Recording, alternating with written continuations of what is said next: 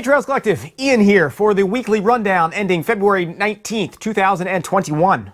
Hopefully this finds you all doing well, hanging in there as some races continue to attrition off for this year, as others of us hang in there just hoping that the permits will go through. Numbers at least are getting better in my community, so hopefully in yours as well. And hopefully you're all out there still getting in some adventure despite these storms. So let's see, in this week's TC Live interview series, which I just finished up about an hour or so ago here this evening, I was able to catch up with Gene Dykes. Gene, for those of you who don't know, is a pretty incredible individual. Seems to just be getting older with age. He set the basically world marathon age group record at age 70 or 72 just a couple years ago, 2018, in time of 2:54. And he's running upwards of, I don't know how many races a year, but it's a lot, and distances up to, I think he's got a 250 miler on deck this year. So check out that interview, pretty incredible individual. Other media this week, Cultura released 2 episodes in this past week. 115, February 12th, with Brody Sharp from the Run Smarter podcast, and number 116, Grateful Fred, a musical lesson in jackassing. And always entertaining to catch up or to listen in on the Culture crew, so check that out. And then in the Pain Cave world, they released episode number 79, and this was the shoe draft with Jay and Phil, and they had on myself and Bryon Powell as well from I Run Far. We had, well, actually I'm just going to read Jay's intro or summary here. We've drafted ultra running fantasy teams, we've drafted the elements of the perfect aid station, and now we're drafting the perfect shoe closet. Bryon Powell of I Run Far and Ian Golden of Trails Collective joined Phil and I for a brief state of the sport discussion before we select our favorite all-time shoes in each of 8 different categories. Charge your flux capacitors and gas up your DeLoreans. We're taking you back to 1993, or at least Bryon is, and even a little farther. So check that out. It was a really fun episode to film to talk through. And it's pretty cool. We got basically our selections, our draft choices live that you can basically weigh in on your choices and see which of our draft closets should get the win. So check that out at gunksrunner/Pain Cave, and we'll have it linked. All right, results of this past week. Saturday, February 13th, one that wasn't on my radar was the Tioga Running Club's Mount Tom Challenge in Wellsboro, PA, an event that challenged you to repeat a climb of 1,100 feet to the overlook of the PA Grand Canyon. And I checked in with Sam, who will here break it down. Hey everyone, I did the Mottom Challenge on Valentine's Day. This was a 2.6 mile course with 1,100 feet of elevation gained per lap. I ended up doing 2 of these laps. I needed to use spikes for this course because the snow was really slippery. It had a texture of like sand, powdered sugar, and snow, and it was just horrible because you kept sliding around the whole time. But the spikes that went on the bottom of my shoes, they helped a lot. They made it so I wasn't slipping around as much, but I was still definitely slipping around a lot. My ankles are still sore today. Once you got to the top of this hill, there was this beautiful view with all these snowy mountains. But once you got past this, it was the worst part of the course. It was this flat section, and it was just so slippery, and you wanted to run because it was flat, but it was really hard, and it was just slippery the whole time. On the downhill, it was really nice because you could finally let yourself go and just go down the whole hill. I went down the side where the snow wasn't disturbed because it kind of like held your foot in place so you weren't kind of like twisting your knees or ankles around or anything, and you could just let gravity take you all the way down. This was really fun because I haven't been out to do much throughout like the whole pandemic because I just wasn't motivated. So it was really nice to just get out and do something and feel good about like the exercise that I was doing, because it was like hills, and it was probably one of the hardest things I've done so far during the whole pandemic. Anyway. The Valentine in the Pines Trail 4-miler put on by the Batona Races crew went down at Beechwood, New Jersey. Ultra sign-up's been a bit glitchy this week, so unsure if the results were just erroring or I couldn't load them, but have some clips here that we will post. Hopefully you all had a good time out there. The Squirrely Tail Twail 1 half marathon in Lewisberry, PA. Of 80 finishers, David Schofield took the win in 1:31, with Kelsey Horowitz for the women in 1:44. And in Virginia, in Appomattox, the Holiday Lake 25K, 50K went down, a good classic. It ran, and I'll plug some images here from George Wortley. It ran despite the ice storm blanketing the region, with 160 of 169 starters finished the day in slippery, wet, icy conditions. Taking the 50-mile wins were the 50K wins, rather, were Jana Fridishova in 5:22. And for the men, Daniel Rao took the win in near literal, might as well have been a lean, though it wasn't quite that close, in 4:21.45 to Jordan Chang's 4:21.48. Jordan ran well, for those of you who are tuning in December at Hellgate, finishing second there as well. A win no doubt would have been probably pretty nice for the effort this round. But in any case, great job to the crews out there, and big props to the volunteers being out there in that weather. And speaking of such things, the Algonquin 50K with the duck bonus went down in Maryland. Pretty rough conditions. Trent's been boasting and asking for these conditions for, well, forever now. So it looks like the weather gods finally granted him his wish for absolutely awful conditions. For the duck, there were 15 finishers with Kurt Foster on top in 12:15. And for those of you who, maybe if you didn't catch in a prior episode, the duck is basically a 50K, if I remember right, extension onto the Algonquin 50K. It's something that I think you don't necessarily know the course until right before, so it's kind of a surprise, and you basically have to go through the night with that 50K before starting the Algonquin 50K the next morning. So pretty cool, burly format. So the 15 finishers with Kurt Foster on top in 12:15, and Alex Thompson for the women's win in 15:18. And for the 50K, the Algonquin, of 140 finishers, Ben Quattromoni with the win in 3:56, with the top women's spot going to Holly Smith in 4:28. Both of those marks, despite the conditions, are the third fastest run on that course, so nice work. And taking us a bit through the weekend are the ringmasters for that circus, Trent and Gabe. Take it. All right, Ian and the Trails Collective, greetings from Delmarva, Algonquin Ultras. I'm Trent Swanson, the race director of the Algonquin 50K. I'm Gabe Matiko, race director of the Duck 100K. Here's the Duck, Master Duck. Duck is a really clever acronym for Delmarva Ultra Challenge. So. And it's 100K. It piggybacks off of the Algonquin 50K. And in years past, we were all about mud and blood, worrying about runners in the mud, because we get a lot of water here, and runners hitting briars. But this year is a little bit different, right? Yeah, this year we had snow, which we don't get very often on the Eastern Shore. Yes, snow bombs. So, freezing rain. Freezing rain. So snow combined with lots of rain, freezing rain equals more mud than normal, which we normally have a lot of mud. So yeah, and it also means less runners completing the course because of we had to pull quite a few runners. There was some hypothermic runners, and we had a lot of hats off to our volunteers. We have 5, 6 actually vehicles picking up runners throughout. And although it was very difficult weather conditions, we had no severe injuries and no need to call 911 or a hospital. But before they got to that point at the Algonquin 50K, they had to run a 50K through the night at the Duck. Yeah, so the Algonquin has around 250, 275 runners every year on a normal year.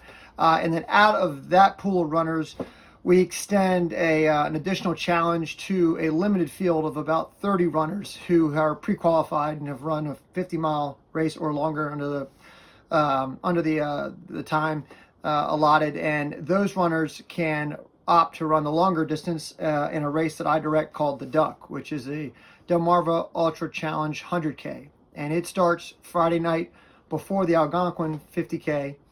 And it's at a location that is undisclosed. You don't find out where it is or what it is or anything about the course until Friday night at Packet Pickup, when we put people in shuttles and we take them to the secret location. Where is it next year?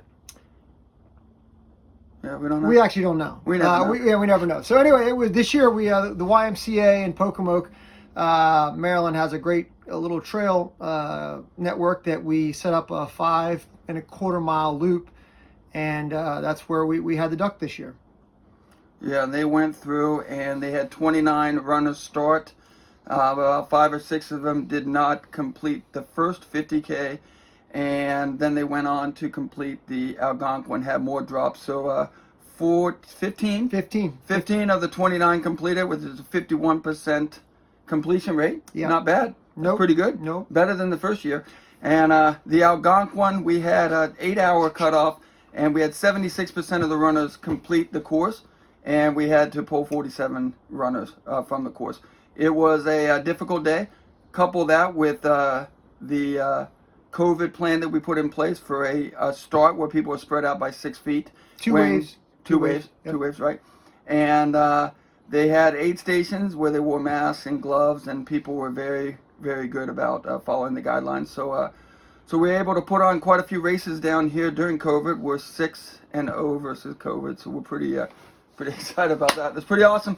Hopefully, America. Yeah, that's true. America. Pemmican Running Club, America, and hey, hats off to all of our runners. They did a great job. It's kind of a party out there, but this year was all about safety, taking care of runners, and so we are very proud to put on the race and excited for everyone that came down. If you want some mud and blood, or you want some snowballs, snow bombs, and sleet and freezing rain, but you want to have a good time and be well taken care of, come run the Algonquin Ultra races.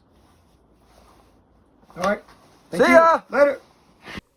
And then often from an often overlooked vantage point, reflections in from a friend, Grace Langhine, where sometimes it's just not the day out there. So take it, Grace. Hey there, Trails Collective. Grace Langhine here, aka Hot Pants, coming to you with a race review for the Duck 100K, and I'm also going to tell you about the Algonquin 50K, so I have to tell you about both in order to tell you about the one. So, as race I ran last Friday night into Saturday, ran it, spoiler alert, didn't finish it, and I'm realizing now that Ian only reaches out to me when I don't finish races. Like, I swear I do finish races. It just so happens that the ones that I DNF are pretty cool. I think that's the case. And I don't know, the last time I finished a big one, it was in Georgia. It wasn't up north here, so maybe that's it. But anyway, I didn't finish, but had a really good time, so I wanted to tell you about it. And I have to tell you about the Algonquin 50K first. And I've run that race 3 times already. This would have been my 4th time running that race. And that one is a 50K Saturday, and I was really excited to run this with my friends. I run it with friends every year. First time I did it with my friend Jess, we had a blast. Next 2 times I ran it with my friend Trish. She was there again this year. We always have fun at this race. It's one of our favorite races to do. Not because the course is awesome, because it's really not. I tell the race director that every year. I'm like, Trent, your course is terrible, but I like the people. You guys are awesome. And then this time my friend Becky, she also came down for her first time doing the Algonquin. So it's always fun to bring new people to this. A lot of people, it wasn't her first 50K, but a lot of people do use it as a first 50K. It's fairly flat. Starts at 7:30 in the morning. We had a wave start, and everybody was at least 6 feet apart at the start. That was pretty cool. We all had little dots that we stood on. And Mike Wardian was at the start. He raced this one last year. It was last year or the year before. Bart Yasso did it too, so that was cool. We started the race. It's really, really flat, but you can't let that deceive you because, this thing, I tell you what, you go out there and you start it and you're like, wow, this is easy. It's so runnable. And then, no, it's not. It's really, really not. And then you hit the first little bit of water and you try to go around the water and you realize like, oh, there's something pulling on my pants. There's briars out there. And there's a tagline for this race, mud or blood. It's very accurate. There's briars on the sides of these mud puddles. And I say mud puddles, but it's basically a miniature lake. There are many lakes you're in the bayou, basically. So you hit the first few and you try to go around, and then later in the race, you see this puddle that's 100 feet long and there's no end. It's 50 feet wide, and you just go for it. You say, my feet are going to be wet this entire race, and they will be. It's down in the Delmarva area. Delmarva, if you don't know, I'm originally from the Midwest. I had no idea what that meant. Delmarva, Delaware, Maryland, Virginia. It's a little peninsula where all these 3 states meet. And it's on the ocean, so it's really, really flat, but it's sandy.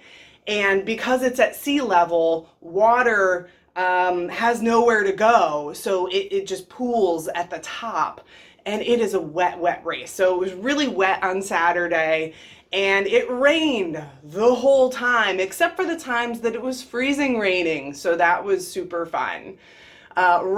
Freezing rain, all the trees were covered with snow, so when it rained, the snow came down on us. It was really pretty though. It was if you're gonna DNF, do it where it's pretty. So that's the Algonquin 50K. You got to understand that first, because you have to sign up for that first if you want to do the duck. So the duck is the night before, and but you have to be signed up for that, and then you can sign up for the duck. And they allow 35 people to sign up for it. There were 29 people who actually started Friday night. It starts at 9 p.m. at night. And you run a 50K the night before, and it's a different amount of time every year. This time we had 9 hours. We had 9 hours to finish the 50K. You get yourself situated, and then you switch to the start line of the Algonquin. They start at 2 different places. And here's the catch, is you don't know where you're going to run until race day. There's super secret tight lid on what the race location is, what the format is. You don't know if it's going to be point to point, if it's going to be loops. You don't know what's going to happen at this thing until you show up, and you don't even know where to meet until usually what happens is you meet at Milburn Landing in Maryland, and they shuttle you in a van to the start line. Now, because of COVID this time, they just sent us an email at 6:45 and said, go to this place now, the YMCA, and we'll tell you what to do. And so we went to the YMCA, and they're like, hey, by the way, it's 5.2 mile loops, and there's bike trails back here. So there's mountain bike trails. Really muddy. These huge just ponds of water that we had to go through that were over my knees. Massive mud pit grossness. It was so, the terrain was not easy. I mean, you kind of have to keep yourself moving if you only have 8 hours or 9 hours. I mean, a lot of the races that I do have longer cutoffs because they have bigger elevation. For a 50K, at least 5,000 feet of elevation, I'm usually running in Pennsylvania. So when it's flatter, you think, oh, you don't need as much time. But when there's that much mud, yeah, keep yourself booking, man. It was tough. A lot of people, so the duck, so I finished the duck. I did it in like 8 hours and 2 minutes, something like that. It was just over 8 hours. I was pretty proud of myself for booking it through all of that. And my left foot was really cold. My right foot was cold. My hands were cold. But my left foot was really, really, really cold. And 15 miles in, I did finish that. I started the Algonquin. I was moving so slow. The Algonquin's cool too, because the course, you go out, and then you go this way, and then you go up, and you come back, and then you go around this way, and then you come back down. So it's like it splits and looks like, that's what it looks like. So there's a little out and back section at the top, and it's cool because you see people coming the other way and they cheer you on. And especially if you're a duck, if you're a duck, you have a yellow bib. If you're Algonquin, you get a red bib. If it's your first year, you get a white bib. So I had a yellow bib, and I'm trudging along, and people are like, oh, you're a duck, awesome, good job. And I'm just like, hey. Because by the time you get to the Algonquin, like all these other people have fresh legs, and I was tired. I was not a happy soul by that point, because we had started it the night before too, so you're doing it on no sleep. So I ended up, I think there were 14 finishers out of 29 for the duck. They were awesome, beastie people. I can't wait to join them. I hope next year. And Algonquin, they were like 75% finisher, I think, something like that. So, and usually there's more. So usually it's a great finisher rate. Really, really like fun, festive. So much stuff. Look at this. See, it's called the Delmarva Ultra Challenge. That's sticker for the duck. I got a buff for the duck. I can't wear them yet because I didn't finish it yet. It's just a rule that I have for myself. I got the hat, fleece, the Algonquin. This just came with registration. Got a hat, got a koozie, some Injinji socks that I already wore. I have more stuff. Where did I put it? I got like stickers. Oh, if you finish, you get a mug. This is mine from last year. These are handmade. It's something Amused Studios. And this year it has a goat man on it because there's a guy who dresses up as a goat every year. He's really nice. I ran with him last year. Oh, look at this. So I got all this stuff too. I got this sticker that says no hills, just chills. Very accurate. And this one, and I got this one, and this one's a magnet. Okay, this one's a magnet, mud or blood. And I got this one, and then I got a Valentine's Day card, which I thought was a little strange. More so because it's blank inside. What is that supposed to mean, Trent? Tell me. He doesn't have any love for me. I think that's what that means. So that was super fun. So so I went down at mile 15 of the Algonquin, 47 miles total. My left foot, so I'm recording this Wednesday morning. I started running last Friday night, and the two of my toes, I still don't totally have feeling left in them. So I have Raynaud's, and that makes it hard. That means that my hands and my feet are more susceptible to frostbite than normal. And I did not get frostbite, right? Frostbite's actually very severe. This is a 1st-degree cold injury. And that was not fun. My it's a little bit puffy. Most of the swelling is down. It doesn't feel good. Don't ever do that to yourself. But there were lots of awesome people who did finish. My 2 friends, they finished. They had an awesome time coming in at right about 7 hours. What else? That's pretty much it. If you want to do a race that's a good time with awesome people, go do the Algonquin. If you want to torture yourself, go do the duck. Thanks to Trent, race director of the Algonquin, and Gabe, the race director of the duck, for a really good time. I did enjoy myself. I did get to listen to a couple chapters of Dune, so that was lovely. Listened to some David Bowie. Of course, I listened to just nature as well. And that was a lot of fun. Cheers, everyone. I will talk to you again, Trails Collective, apparently when I DNF next. I'm sure that'll be soon enough. Thanks so much. See ya. Upcoming event. And the Frozen Snot. For those of you who are not familiar with the Frozen Snot, going down this weekend should be pretty, I don't know if epic's the right word or not. I guess that's an overused word. It's going to be pretty crazy conditions. Frozen Snot is they've got 2 distances down there.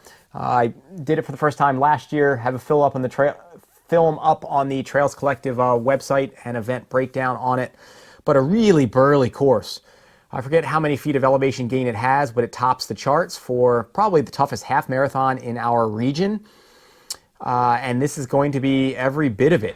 They got some big climbs, big boulder fields, really steep descents, ropes on trees just to try to basically stop your momentum. And there's going to be, I imagine, ice and slicks out all over this course. So again, already one of the toughest in our region, half marathons, if not the toughest, and it's going to be crazy conditions this weekend. So for all of you out there running the Frozen Snot, I hope it is an absolute wild adventure. Hopefully all of you stay safe, and the volunteers out there putting in some hours out there up in the hills and in the woods, thank you for being out there. And then one more going down right now on the just nutty, crazy, burly front. The the TWOT 100, well, there's various distances to the Wild Oak Trail and event down in Virginia. It's also one of the burliest events in our region and courses. Just a really technical course, a lot of elevation gain, and it's just a cult classic down there. So Eric Harris started an 8-loop attempt at the TWOT this morning at 8 a.m. I think that's the projection, if he finishes, will be 224 miles and over 60,000 feet of gain with a 96-hour time limit. That's just crazy. An acquaintance, Guy Towler, will be down there tonight, or at least last night, keeping tabs. You can follow the updates on Twitter at TWOT100. Snow and ice were coming in just this, I think it was last night when we were communicating. And the regular 4-loop runners start 8 a.m. on Friday. And so you can go down and do whatever loops you want, but there's 1 loop, 2 loops, 4 loops, and then this 8-loop. And again, a really burly course. And so to do it this time of year on top is just pretty crazy. So good luck to all of you out there taking on the TWOT. I would love to get down there and check out that loop. Wasn't happening this year, but one of these years. So good luck to everybody out there as well. It's February 21st, the Valley Trail Series Winter Race number 5 in Alpine, New Jersey with 12, 6, and 4 milers. I think the 6 is sold out. Registration closes in about hour and 50 minutes. It'll be ahead of when I'm able to get this video live, so if you're not registered already, you're not going to be. February 28th, the Swami Shuffle 200 in Virginia Beach, Virginia. And I'm going to just read you what this event is about because I hadn't known of it, and it's... Well, on February 28, 2020, Dustin Swami Lang became one of 22 American veterans to lose the battle to post-traumatic stress and depression. Swami was a Marine veteran who did 3 tours in Iraq, earning a Purple Heart and a Navy and Marine Corps Commendation Medal. On February 28, 2021, the Swami Shuffle 200 will begin. Though there's nothing they can do or we can do to change what happened that day, we can make a difference. By raising awareness and funds for Mission 22, the Swami Shuffle will begin to redeem that day. We will not forget what happened, but we will not be crippled by it. We will use it as a reminder to reach out, to love each other, and to provide assistance for those who are struggling. The runners in this event will begin at Sandbridge Beach in Virginia Beach, Virginia, and run 100 miles south through the Outer Banks of North Carolina to the Hatteras Lighthouse. Once reaching the lighthouse, they will turn around and run back. While we understand that running 200 miles isn't for everyone, we ask that you make a difference in whatever way you can. If you can make a donation, please do. If you can't run and aren't able to make a donation, please spread the word about Mission 22 and the resources they provide our veterans. So you can check that out, and we have the link to the Ultra sign up. On March 7th, the Mid-Maryland Trail Festival 50K in Elkridge, Maryland. Registration is still live and a steal at only $29. Ultra sign up hot list. Spring on the Trails endurance run, 6 hours, set for March 28th in Lagrangeville, New York, is 98% full. The Miners Lady, which we mentioned last week, that was going live on February 17th rather for registration. It's running and it's already 97% full. This is an event that's slated to run on July 31st. It's a beautiful 10K loop, so it sounds, with 850 feet of elevation gain, meandering through the mountains, mostly single track, with a few waterfalls and creek crossings in the backwoods of Harpers Ferry, West Virginia. Sounds pretty gorgeous. So with registration already 97% full, that sounds appealing. Again, a 8-hour event, July 31st. You'd want to get on that right now. Ultra sign up link will be plugged in the notes. The Substitute Single Squatch, 11-mile, 10 a.m. window slated for March 14th by the Sasquatch crew in Mahwah, New Jersey, is 96% full. And Run Ragged, a last person standing event slated for May 29th in Berlin, Connecticut, at 86% full. Only 7 slots still remained as I'm filming, so guessing you'd want to get on that one. And the Canyon Man 100 in Ansonia, PA, is up 7% this week to being 93% full. That should fill, I'd guess, by this weekend, in a pretty cool multi-sport event. Paddle 19 miles on the Pine Creek from Ansonia to Rattlesnake Rock. Run 31 miles on the West Rim Trail back to Ansonia. Bicycle 50 miles via forestry roads to Rattlesnake Rock, and then rail trail back through the canyon once again to Ansonia for the finish. So, sounds pretty cool. So, check that out now if you are interested, as it will fill up. Registration's opening in the next week or so. February 19th opening, Run Wild 20 miler in Bourboursville, West Virginia. It's slated to run September 25th. On February 24th, registration will open for the Sundown Trail Run 6 miler in Alpine, New Jersey, slated to run April 25th. Yeah, and they're opening this next week. FKTs of the week. FKT Friday! Only one. And it's only fitting that it'll be Scott and Debbie Livingston in Connecticut. 1 hour, 34 minutes for the Norwalk River Valley Trail, an opening mixed gender mark for that trail. So, nice work, Livingstons. All right, so closing out this episode of the Weekly Rundown, I am going to plug in a clip on behalf of a trail race series out of West Virginia with some cool options on deck, Hurricane Trail Series. So I will catch you next week, and we will let that series take us out. See ya!